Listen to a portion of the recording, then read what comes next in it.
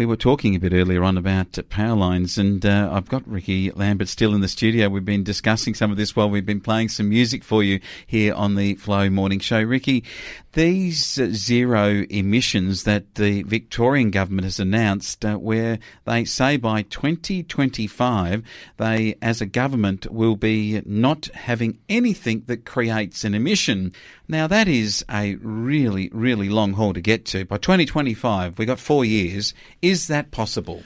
I don't think it is. I think that they're going to have to outsource some of their responsibilities to the dirtier subcontracting sector in a sense that they'll get them to be responsible for the climate emissions. And the Victorian government said, we did it. We did it ourselves.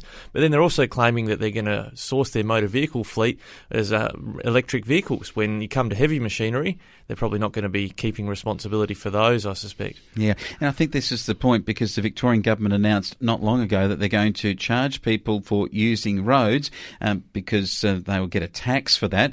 It works out at about $300 a year. The government says it's going to give $3,000 a year towards people buying an electric vehicle. But over 10 years of the life of a vehicle, if that's about how long somebody owns it and depreciates it and so on for, then one would then say the Victorian government's getting its money back. Oh, it's pretty devious, isn't it? That they'll give you $3,000, but they'll take it back every couple of years with your fee that you pay for using the vehicle on the roads. And the more electric and hybrid vehicles you have on the roads, the less petrol is being consumed and therefore less fuel tax to pay for roads. So I think that 300 is a bottom figure. I think the 300 a year will go up to 4 or 5 or 600. The Victorian government probably have its money back in 6 years. And this becomes the question: if by 2025 the government's own program is supposed to be zero emissions, then somewhere along the line, all of the steel and so forth that's being used to build transmission lines that we mentioned earlier across the top of the landscape to get to these wind farms and to get to these solar farms,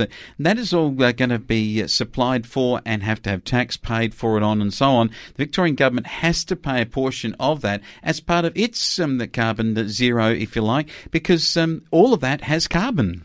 Well, we talked when I was in politics about facts versus feelings, and this announcement about zero emissions and meeting the Biden targets is all about feelings. It's about feeling good about the climate, not about the facts of how you get there. We encountered in the ACT, for instance, they announced that the whole government would have 100% sourcing of renewable energy. Do you know how much renewable energy is generated in the ACT? Zero. 0%. They were going to buy all of that energy from somewhere else.